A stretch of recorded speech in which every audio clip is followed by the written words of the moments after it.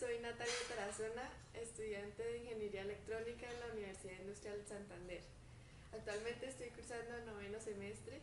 Y yo soy estudiante de Ingeniería Electrónica de la Universidad Industrial de Santander. Mi nombre es Lorena Arias y a continuación vamos a mostrarles cómo hicimos un fonocardiógrafo y un electrocardiógrafo en la asignatura Introducción a la Bioingeniería. Nuestro proyecto consiste en el diseño y desarrollo de un multimedidor de pulso cardíaco basado en microcontrolador. Los potenciales de acción generados a través de las células cardíacas generan una forma de onda llamada ondas PQRS, así denominada por el holandés Eindhoven. La onda P corresponde a la despolarización auricular, el complejo QRS corresponde a la despolarización ventricular y la onda T a la repolarización ventricular. Asimismo, la polarización y repolarización de las ventrículas y los aurículas del corazón generan también un sonido. Este sonido se puede captar a través de un fonocardiógrafo. Como podemos ver en la imagen, corresponde a una onda de sonido que genera el corazón. Ahora hablamos del ritmo cardíaco. El ritmo cardíaco es un signo vital que es fundamental en el área de la salud para mirar el estado del paciente. El ritmo cardíaco es el número de latidos del corazón por una unidad de tiempo. Entonces se puede expresar como pulsos por minuto, ppm. Este pulso puede verse afectado por una actividad física, sedentarismo o enfermedades desarrolladas en el cuerpo de la persona. Existen tres patologías principales asociadas con el ritmo cardíaco. La primera de ellas es la taquicardia, que es cuando el pulso cardíaco es mayor a 100 pulsaciones por minuto. El segundo es la bradicardia, que es cuando el ritmo cardíaco es menor a 60 pulsaciones por minuto. Y el ritmo cardíaco normal se encuentra entre 60 pulsaciones por minuto y 100 pulsaciones por minuto. El objetivo general de nuestro proyecto es obtener una lectura de frecuencia cardíaca por medio de señales de electrocardiografía y fonocardiografía para que sean mostradas en dos interfaces gráficas. Aquí podemos ver los objetivos específicos de nuestro proyecto. A continuación mostramos el diagrama de bloques implementado para la adquisición y procesamiento de la señal SG. Primero tenemos los electrodos. Estos electrodos vienen conectados a la persona y luego al amplificador de instrumentación con una ganancia de 50. Luego de ello pasa por un filtro pasabanda y este filtro pasabanda está compuesto por un filtro pasa alta y un filtro pasa baja con una frecuencia de corte de 0.5 Hz y de 40 Hz. Luego viene un amplificador inversor de ganancia de 20, luego un detector de umbral para que detecte la onda R, que es la más alta de nuestra señal SG, y luego de eso viene a un circuito monostable para que genere señales de pulsos digitales y estos van al microcontrolador. Luego el microcontrolador hace el procesamiento y luego imprime los resultados en una pantalla LCD y por un servidor vía web. Para el diagrama de bloques de la adquisición de señales FCG tenemos algo similar. Viene la señal del micrófono, luego viene un filtro pasaaltas con una frecuencia de corte de 10 Hz, un amplificador no inversor de ganancia 100, un filtro pasabajas con una frecuencia de 70 Hz y también vamos a tener un detector de umbral para cuando la onda sea más grande y vaya a un circuito monostable para que genere una señal digital que vaya al microcontrolador y también nos imprima los resultados en la pantalla LCD y en el servidor vía web. Bueno, en el plano del circuito podemos ver nuestro amplificador de instrumentación, nuestro filtro pasabanda y un amplificador. Aquí tenemos el plano del circuito FCG que viene del micrófono, luego un filtro pasaaltas, un filtro pasabajas y nuestro amplificador. Como habíamos mencionado, tenemos que convertir estas señales analógicas a digitales, entonces utilizamos un detector de umbral y luego un circuito monostable para que genere los pulsos digitales. Este es nuestro prototipo para la adquisición de señales SG que fue elaborado en una protoboard. También tenemos nuestro circuito detector de umbral y monoestable. En esta siguiente imagen tenemos el prototipo para el FCG y también podemos observar nuestra pantalla LCD, el microcontrolador que viene con su respectiva tarjeta para el procesamiento y el estetoscopio que fue modificado para la adquisición de la señal fonocardiográfica. Inicialmente tenemos en esta parte la librería para Wi-Fi, el ID en este caso donde yo estoy tomando la red de Wi-Fi y la contraseña de esta red de Wi-Fi. En esta parte tenemos las librerías del LCD Liquid Crystal, el botón de pulsador que en este caso sería la entrada del monoestable del integrado 555. El timer es para hacer el conteo del minuto y cada vez que haya un minuto se imprima. Esta es otra librería. Tenemos el pin de conteo que es el 16, que se enciende un LED cada vez que hay un pulso. También tenemos un LED para taquicardia, otro para bradicardia y otro para el pulso normal. El contador se inicializa en 0. Y ahora vamos para el Void Setup.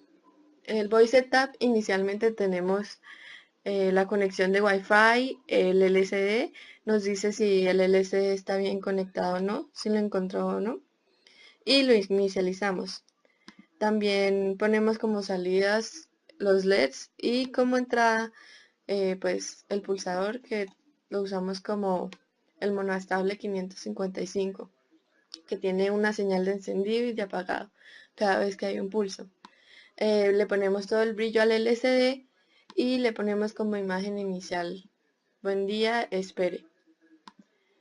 También le decimos que cada minuto, que en este caso cada minuto corresponde a 60.000, se imprima el contador.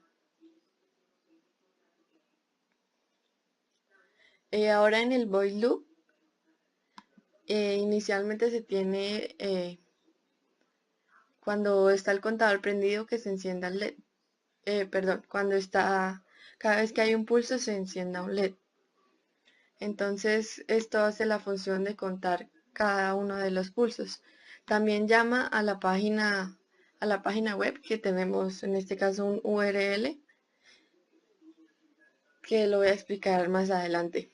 En el void print contador, que se imprime, como decía anteriormente, cada minuto, se imprime el pulso en ppm, en el COM del Arduino, y también se imprime en el LCD. Así, en esta parte de los ciclos if, tenemos si es mayor o igual que 100, entonces tiene taquicardia, o sea, pulsaciones rápidas. Si es menor o igual a 60, tiene bradicardia. Si está entre 60 y 100, entonces tiene el pulso normal. Almacenamos el dato del contador antes de volverlo a iniciar a 0 para que empiece un nuevo ciclo. Almacenamos este dato para poder imprimirlo en la página web, en el void Wi-Fi local web page ctrl. Entonces en esta parte nos dice que cada vez que actualicemos la página, el URL, entonces se actualizan los datos que tenemos. En esta parte ya imprimimos todo lo que es HTML, que es el diseño de la página. Solo cambian algunas cosas de HTML, por decir, cuando llamamos a una página ya no sería doble comilla, sino comilla sencilla. También tenemos los mismos ciclos if para imprimir taquicardia, bradicardia o pulso normal. Ya cerramos lo que es la página web y nos desconectamos. Esta parte que les decía anteriormente, que se llama en el Void Setup, es para la conexión de Wi-Fi. Entonces, lo que hace inicialmente, apenas se carga el archivo, es la conexión a Wi-Fi. Y de una vez nos envía la dirección URL. Siguiente video podemos observar el pulso normal, el en el LCD, y podemos observar en la página los mismos resultados del LCD. En este caso se tiene un LED verde porque hay pulso normal. Entonces se presiona el pulsador y se puede observar que cada vez que se presiona el pulsador se enciende el LED derecho a la derecha de color verde. Este pulsador simula la salida del monoestable de las pulsaciones. Entonces en este caso pusimos menos de 60 ppm para observar el diagnóstico de bradicardia. Debemos esperar un minuto para que dé el diagnóstico, ya que son pulsaciones por minuto. En el LCD se muestra el pulso, el diagnóstico. Ya cambió al LED a bradicardia y ahora vamos a observar en la página web para que se actualicen las pulsaciones y la patología de bradicardia como en el LCD y en el LED. En el video podemos observar el sujeto de prueba con los electrodos, el montaje usado. En el osciloscopio en la parte inferior la señal de ECG y en la parte superior la señal del circuito monoestable. Bueno, tenemos la pantalla inicial del LCD. Buen día, espere. Inicialmente no se tiene bien configurado el detector de umbral para la señal de ECG. Como se pudo observar, también detecta picos que no son deseados. Se corrige este error con el potenciómetro porque se debe calibrar según el paciente. Y cada vez que se enciende ese LED verde es porque está tomando una pulsación. Ya se puede ver que se corrigió el error del detector de umbral y está detectando solo la onda R de la señal ECG. Entonces, es necesario esperar un minuto para ver el diagnóstico. Inicialmente se tiene bradicardia porque anteriormente no se tomó bien la señal de ECG. Se debe esperar un minuto para que ya se puedan ver los resultados deseados de pulsaciones por minuto. Se observa que se está contando bien cada pulsación cada vez que está la onda R. Bueno, una vez se tenga ya el cambio de resultado, se debe actualizar la página web para observar el mismo resultado del LCD de una forma más didáctica y más fácil de lectura. En ese caso en la página web no se mostraron las imágenes porque no se tienen datos en el celular.